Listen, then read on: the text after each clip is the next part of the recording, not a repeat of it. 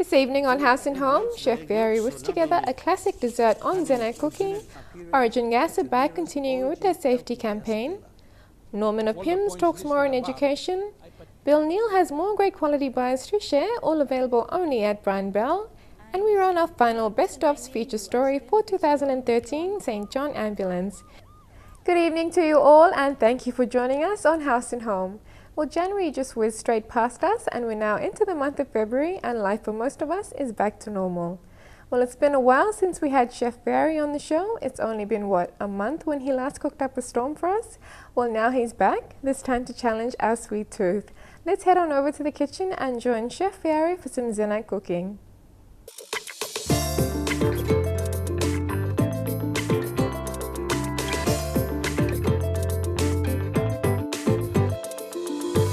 Good night to all viewers. Me Chef Barry me kawan time narapla Zenite cooking show on tonight. On tonight by me cooking Zenite classic marines.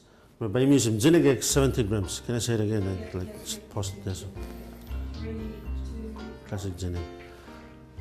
Good night to all viewers. Me Chef Barry me kawan time narapla Zenite cooking show on tonight. On tonight by me cooking classic Zenite marines. Where by me using Zenite eggs 70 grams. This is a easy recipe where you can use him na cook him on Valentine's Day play lo please him all loved ones play you. Okay, now by me go ingredients play me. Okay, first me got 3 tablespoons caster sugar, 3 tablespoons icing sugar, now just a pinch of lemon essence where you can give him lemon flavor lo or Zenite marines play me. Okay, now by me start the recipe play me first by mixing one blood Zenite eggs. Now by me brook him. Okay, just like Zenite egg and by me separate him, so by me walk yourself, you can look him. Okay. Okay, now by mixing second Zenite eggs play me. Okay. And separate him. Okay, third one.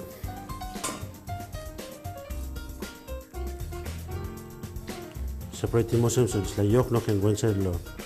Mix one time, egg whites play me. Okay, now I'm separating Zenite egg whites na egg yolks, so now by me turning all Zenite egg whites play me also. By me turning also and become up as a foamy type. All Zenite eggs I miss a choosing because empower protein na power kai kai. Natural Zenite eggs I me pull up low. Of proteins, vitamins, minerals, we can help him body blame come up healthy and strong. So you must choose in Zenite eggs all the time. Zenite eggs blame work come up foamy now.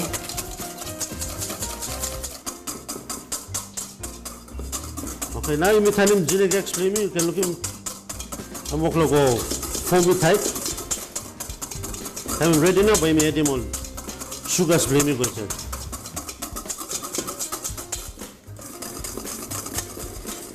Okay, now by me add him little caster sugar, easy by me add him, and by me turn him.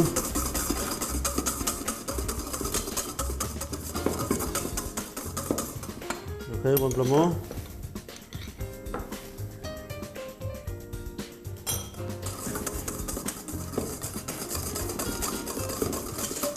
You can look him, Zenite egg whites play me and walk low.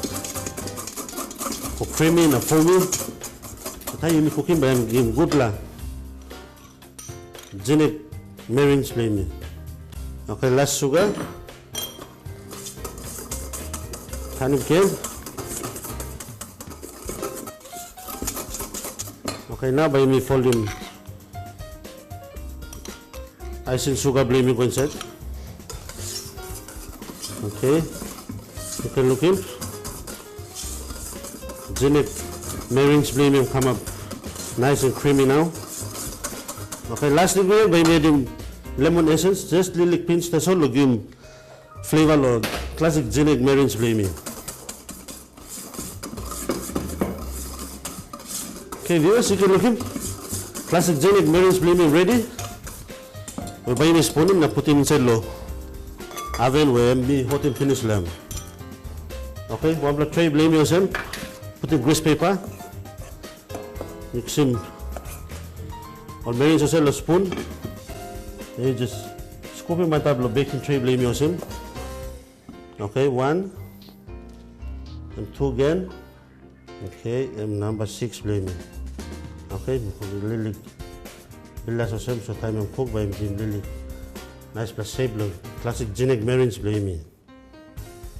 Okay, yes, now by putting classic Genetic marines blame inside the oven. For me, it might finish 140 degrees. And by cook them 25 minutes na about na by me roast him. All Genetic eggs miss it choosing because power protein na power kai kai.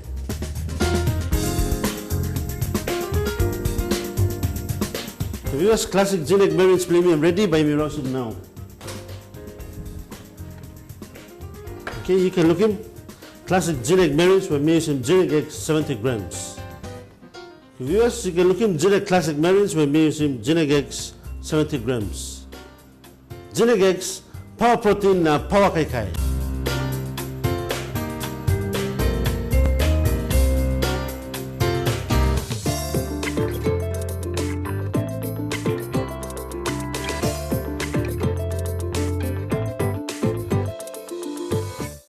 They sure looked a treat, and no doubt they would have tasted great.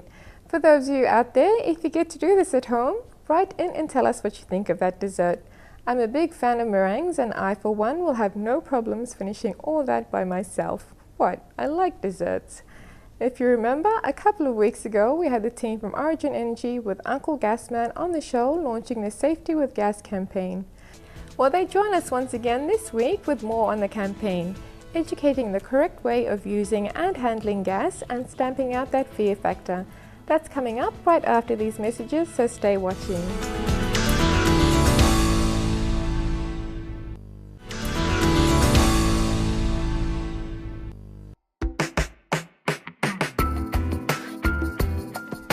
Good evening, viewers. I am Henry Maipu, and thank you once again for joining us on the second episode of Origin Gas Talk. I have here with me Molly, who will be demonstrating different methods of heating. Welcome to you, Molly.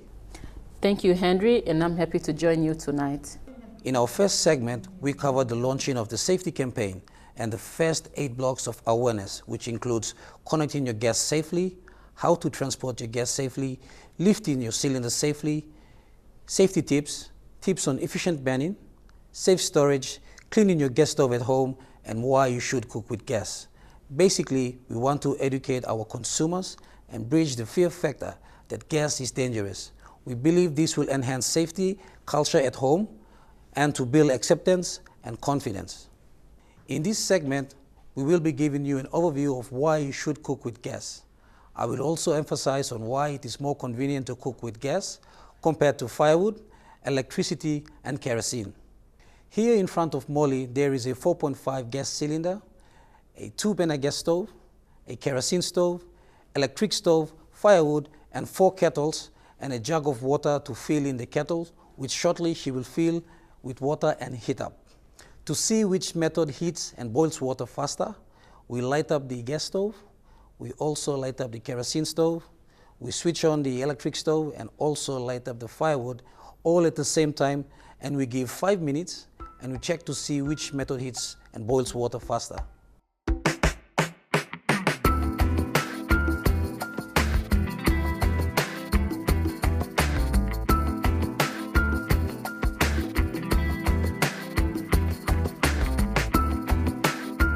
After 5 minutes, the kerosene stove, firewood, and electric stove does not heat up faster as it takes time for heat to travel through the plates to provide enough heat to cook and boil water. Therefore, cooking is very slow. Gas is a faster way of cooking and it's hotter. Cooks up to half the time than some other fuels. It is safe for your family and gas burns cleanly and won't cause lung problems. Instant cooking.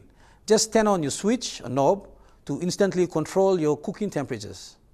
A small 4.5 kg gas bottle lasts an average family of 5 for up to 14 days. Direct heating is better and it means energy is not wasted. Thank you, viewers, for your time, and be sure to join me on the 3rd episode of Gas Talk on how to connect your gas safely.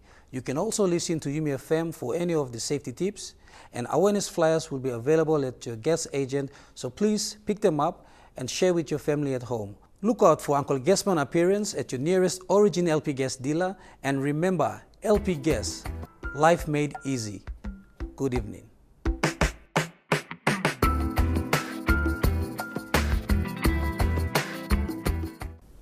Cooking made easy with gas.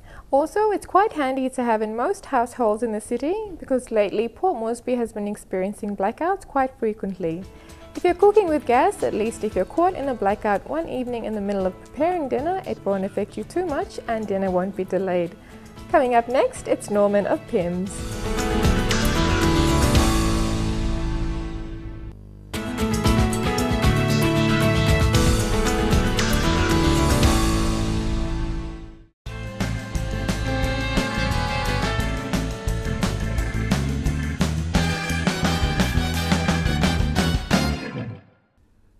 Good evening, viewers throughout the country. Thanks for joining us once again on this PIMS episode number 12 on House and Home program.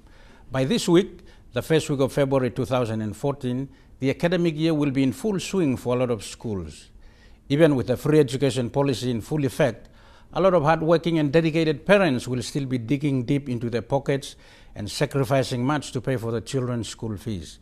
Many times, however, we kids of today take the many sacrifices and difficulties that our parents go through for granted. We put in mediocre, unsatisfactory, and substandard performances at school, much to the disappointment and regret of our parents. Their sacrifices and efforts are wasted, to say the least. The front page headline of the national newspaper on last week, Wednesday, 29th of January 2014, really got my attention. It read, "Alarm drop in school grades." Why the front page headline got my attention was because it was the very topic that I was going to discuss and present in tonight's episode. The seemingly widely held notion that there is a continuing decline in education standards in PNG. In the front page article being referred to, Father Jen Zuba, president of the Divine Word University and also the chairman of the PNG Vice Chancellor's Committee, made important comments on the issue, and I quote, "Selectors from university and other institutions of higher education were once again appalled to find large numbers of grade 12 leavers in 2013 applying for tertiary studies with very poor grades. I must say, a disturbing and discomforting development." I was talking to a former colleague at the UPNG Science faculty a few months ago. I put it to him, "How are the first-year foundation students handling subjects like science and mathematics in general?" His response was quick and to the point.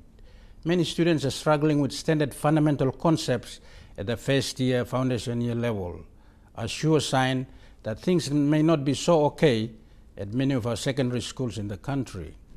In January 2012, I attended the Manus Education Summit in Manus, my home province. The theme of the Education Summit was a statement of acknowledgement and realization by Manus Province that education in Manus is and has been in serious trouble for some time. That standard and quality of education has been declining, deteriorating, and suffering. The theme of the summit was timely and appropriate, I thought. The theme read, "It's time for change, bringing the success of the past to the future." During the summit, one of the presenters presented what we in Manus might call a startling, disturbing, wake-up call presentation on the performance of Manus students in grade 12 exams of 2012. The data he presented showed that not a single A was scored by any student in any subject in the entire 2012 grade 12 examination in Manus Province. More recently, from consistent information sources, and I can be corrected if I'm wrong, general information is there that not a single student from any of the secondary schools in Manus has been able to make it to any of our universities in 2014. What a wake-up call that is for Manus Province, a one-time leader in education and human resource development in the country. Boy, have we got a job to do to put education back on track in Manus Province. Naturally, it makes all of us wonder, it should make all of us wonder, if that is the general state of education in Manus Province, a one-time leader in education and human resource development, we just wonder what some of the other provinces are going through in terms of education. The factors that contribute to the overall poor performance of students are multiple. Let us list a few. Number one, poor or incomplete coverage of curriculum. Number two, due to stretched human resource, Semi or underqualified teachers are teaching specialist subjects. Number 3, teacher absenteeism. Number 4, student absenteeism. Number 5, poor or total absence of school inspections and monitoring functions. Number 6, possible glitches or negligence in the administration of student assessments. Number 7, poor facilities and resources. Number 8, non-conducive student living conditions and circumstances. Number 9, absence of a reading culture in students. Number 10, poor or lack of parental checks and monitoring. Number 11, students not getting their own hands dirty, but regularly copying work of other students. And number 12, due to distractions, poor or vastly insufficient time on the subject by students. Of all the points listed above, I particularly would like to comment further on point number 12, students simply not spending enough time on the subjects due to other distractions. That's what I highlighted when I attended the Manus Education Summit in 2012, the time factor. Students simply not doing the basics of study, not spending enough time doing personal study, doing exercises, reading, doing quality assignments and revision. How many times do we see students on their mobile phones, almost 24 hours a day, Facebooking, texting, playing games, etc., to the point of addiction? Many students are using these gadgets well into the early hours of the morning and hardly in a condition to be fresh and remain awake and alert in class the next day. If students are giving into such distractions for long periods of time and hardly spending any time on serious study, for sure, the depth of knowledge will not be there come exam time. They will be found wanting. They will be caught out. They will fall hopelessly short, and sadly, it will be far too late for them. As it is becoming very competitive and difficult to secure places at tertiary institutions in the country, and students would be utterly foolish to be giving into distractions that greatly diminishes their prospects of entering these tertiary institutions. We parents and guardians have a responsibility. We cannot continue to turn a blind eye on this and allow students free will to engage in distractions that does great harm to their students and future prospects. It is bad for the family and bad for the country. The country cannot afford and does not want a significant portion of its future workforce running around with inferior and substandard knowledge and expertise in their lines of duty. On the United Nations Human Development Index ranking scale, PNG is ranked a very low 153 out of 187 nations. In the Vision 2050 document, we as a country aspire to leapfrog about 100 countries and be in the top 50 countries on the UN Human Development Index by the year 2050. If a large portion of our students are being put through institutions or passing out with substandard knowledge, qualifications and expertise, no kidding. We have some job to do if we want to leapfrog 100 countries and fulfill Vision 2050. Yet again, I have to remind viewers, particularly school leavers and dropouts, about the second chance and alternative courses and education opportunities that we provide at PIMS and the new Norman Seeker Institute, NSI. Let us bring up the diagram. As we've been mentioning, students who complete grade 10 or 12 secondary studies at PIMS or other schools can transit directly to do tertiary level diploma courses of their choice at NSI. Currently, PIMS has centers in NCD, Ley, Medang, Wewak, Kavieng, Manus, and Wabag. Other PIMS centers in consideration for opening in 2014 include Rabaul, Arawa, Wakonai, and Panguna.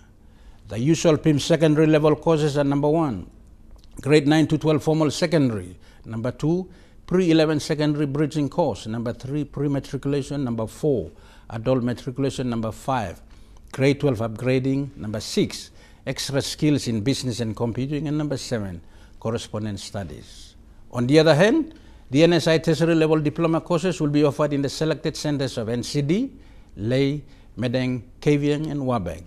The NSI diploma courses are number 1, pre-diploma bridging course, number 2, diploma in accounting, number 3, diploma in business management, number 4, diploma in human resource management, number 5, diploma in sales and marketing, number 6, diploma in computer science, number 7, diploma in mathematics, and number 8, correspondence studies. For further information and application forms for both PIMS and NSI courses nationwide, please contact the following address on the screen. PIMS NCD, PO Box 775, Boroko NCD. Phone 325-4815, mobiles 727-33345, or 71068-149 or 70464-121. The PIMS email address is pimsinfoa@gmail.com. PIMS website address is www.pims.ac.pg for easy information and application downloads. Norman Sika Institute email address nsiinfoa@gmail.com. Unfortunately, and as always, time has caught up with us once again. I'd like to thank you all for your attention tonight and in all the previous PIMS episodes. For students who are watching tonight, I hope the information and discussions that have been presented in tonight's episode will help you keep away from the distractions and the pitfalls that are becoming barriers and obstacles to many promising young Papua New Guineans early in their lives. We parents and guardians must start to take responsibility and exert control and discipline in the free will conduct of our children and students when it comes to the education and schooling before it becomes far too late for many of us. And that's where we will leave our presentation for tonight. Till we meet again in 2 weeks' time for another PIMS episode, have a very good night, and may I say, a good week too. Thank you.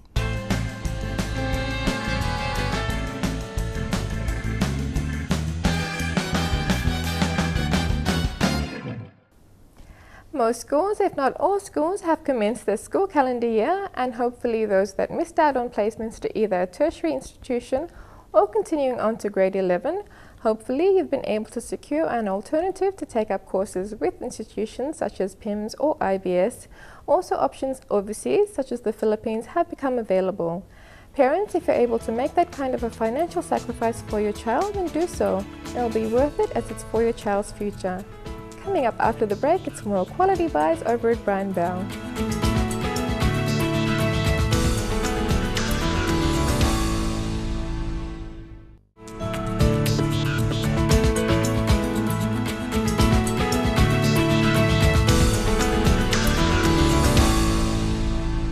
Hey, Mr. B. Good evening and welcome to another Brian Bell segment on House and Home. I'm your host for the evening, Bill Neal. Tonight we're going to be talking about some products that make life a bit easier. They are not your essential kitchen appliances, but are close to it. They can perform the same jobs, but due to their size or function, can cater to different needs that your usual home appliances cannot cover. These products all serve different purposes, some to cool refreshments, others to heat food. But the one thing that they have in common is that they are specific. This similarity between the products puts them in a category. Let's call this the specific needs category. Your kitchen would have an oven and fridge, so these products would not serve their purpose or their full potential there. Tonight I will discuss the specific needs these products serve, tell you a little bit about them and show you Brian Bell products that make your life easier. Fridges are used by the entire family, meaning all the space is taken up with the weekly groceries and everything else. To take up a lot of space in your fridge with your own soft drinks, beers or whatever else can seem a little bit rude, unless of course you have one of our Sharp or Fisher & Paykel double door fridges. Space is an issue in most fridges. A bar fridge can solve this problem for you.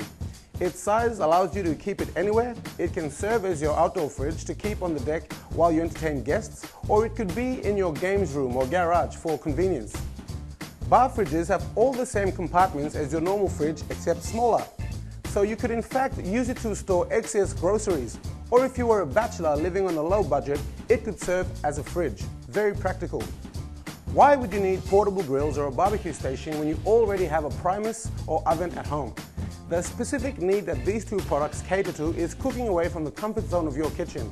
They both provide gas-powered alternatives to your traditional oven, and I personally think a medium rare steak off a barbecue is a culinary treat that excites the taste buds.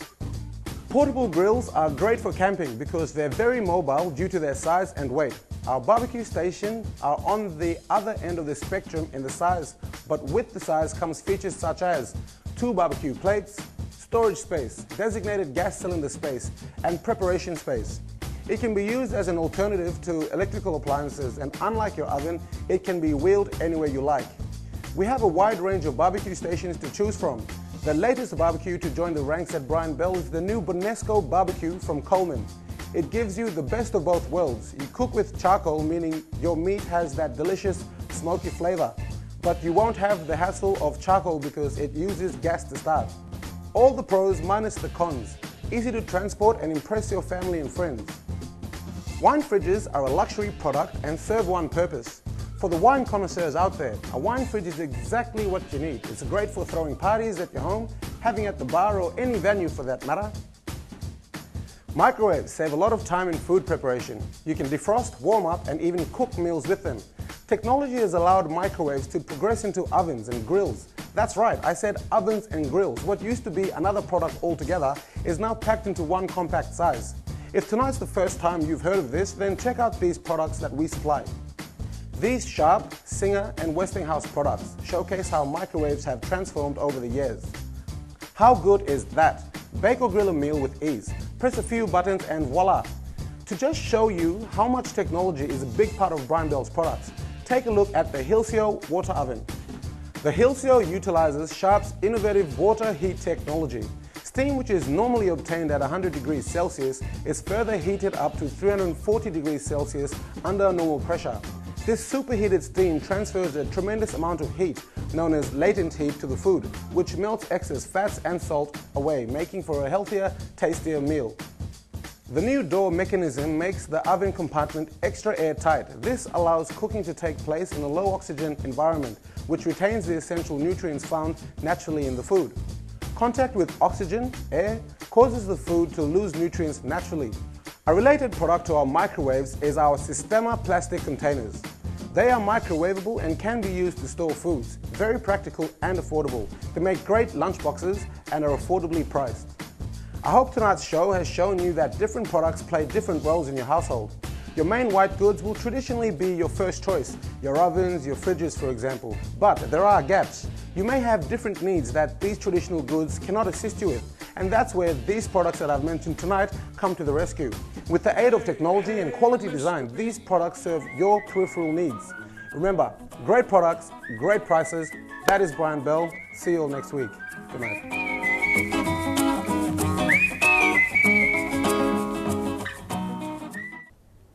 After the break, our final House at Home Best of Speeches story for 2013.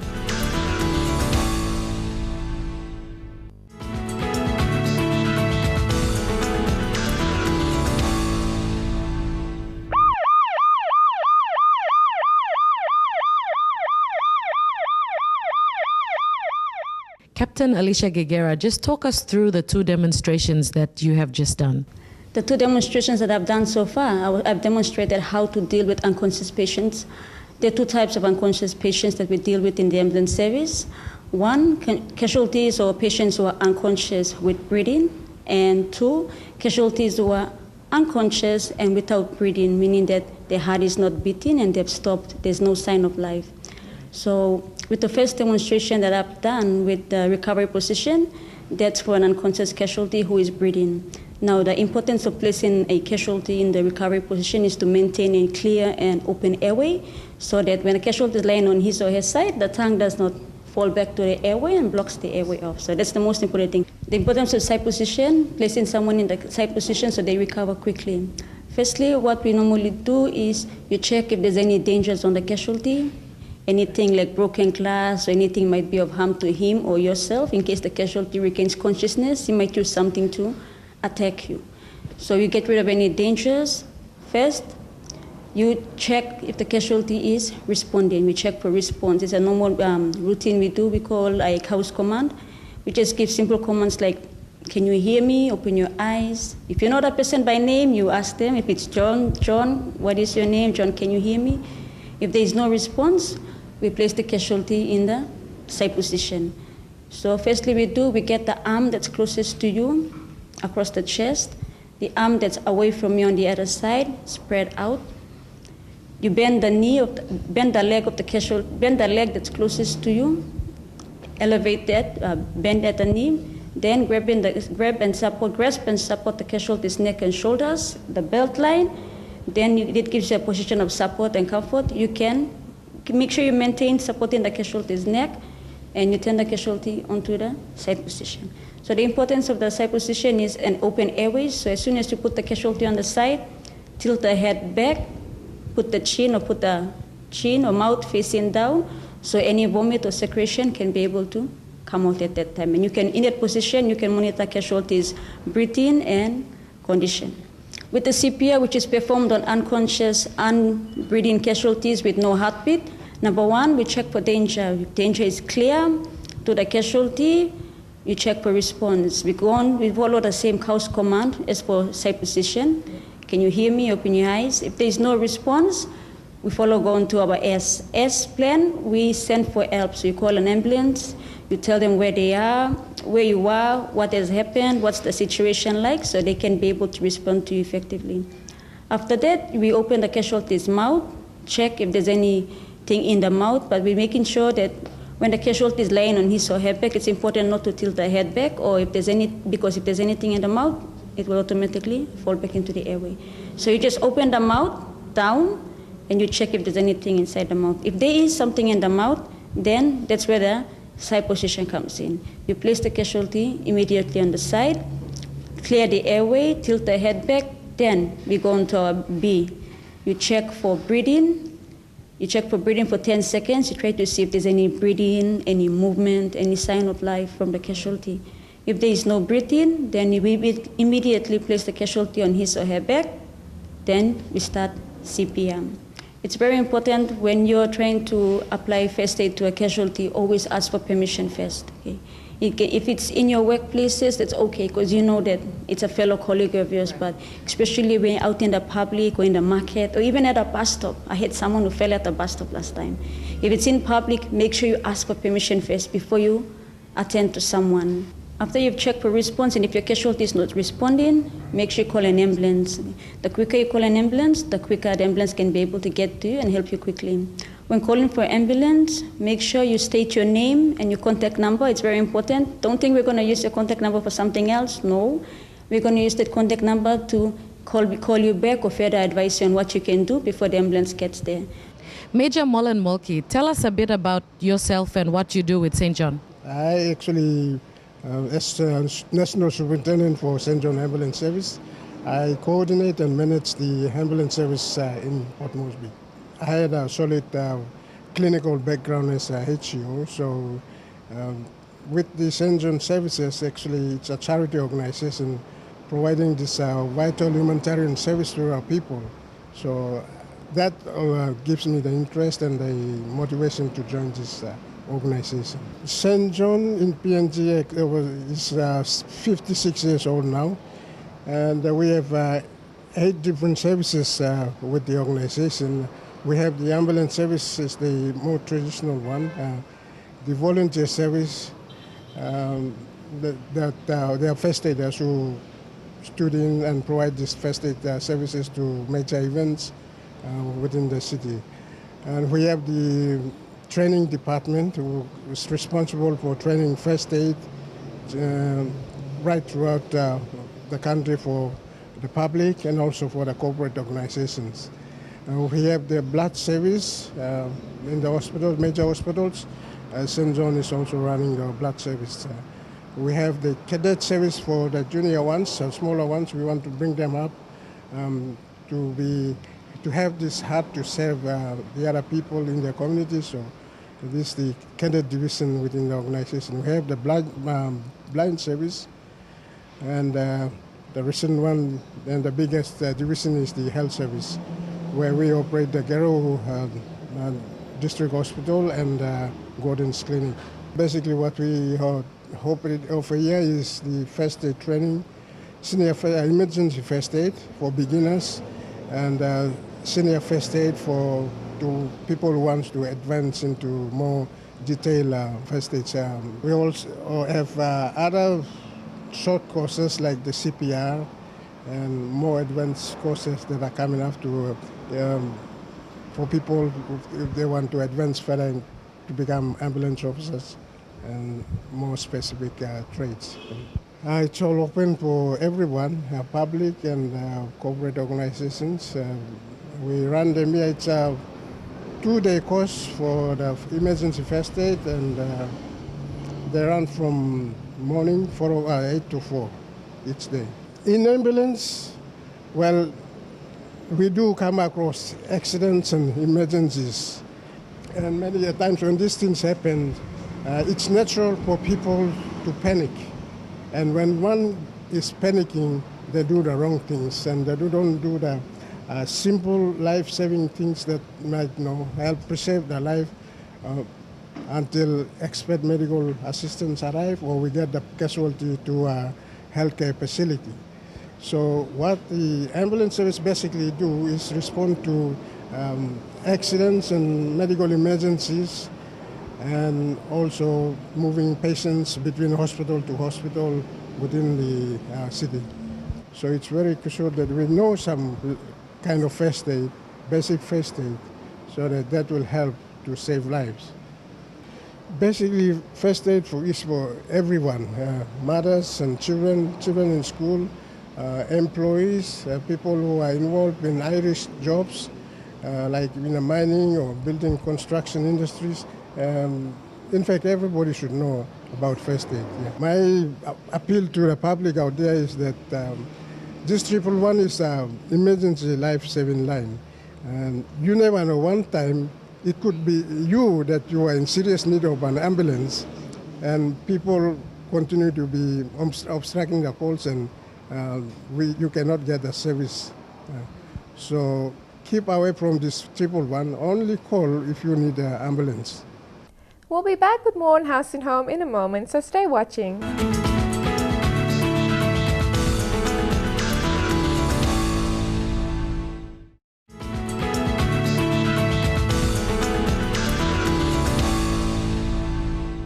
Welcome back. Now, next week on House and Home, Dr. Ambi joins us once again for the mental health segment. Our friends from the PNG Fire Services talk up fire safety, and Bill Neal has more great quality buys to share with us, available only at Brian Bell. We've come to the end of this week's House and Home episode, but before we go, just another health point I'd like to share with you, and I know that many of you would agree with me. This is pretty much targeted to those that have got themselves in the habit of skipping breakfast in the mornings and have found themselves gaining weight. It has been proven that those who ate a large breakfast and smaller meals throughout the day tend to lose a good amount of weight than those who ate the same large amount during their meals at lunch and dinner and either smaller or no amount at breakfast. Know that your body's metabolism works better in the morning, therefore a good healthy breakfast allows the body to burn calories easier. But this does not give you an excuse to eat a high-carb, sugary breakfast. A breakfast that is high in protein will increase your energy level and help you feel fuller for longer. You'll find that you won't need to snack or have a large cup of sugar-laden coffee at morning tea. For most, that'll probably be at about 10 a.m. Eating protein and fiber will help you feel satisfied and give you the energy you need to get your day going. So stock up your refrigerator with some high-protein breakfast items. These can include eggs, lean meat, peanut butter, or even yogurt if your budget permits. Oatmeal is a good high-fiber breakfast choice. As part of your breakfast plan, the only sugar you pretty much need is fresh fruits, which you can easily add to your oatmeal. This is quite important for our children going to school. A good wholesome breakfast will keep them focused for a whole lot longer during school. Well, this is where I leave you. Until next week, from the House and Home crew and myself, it's good night.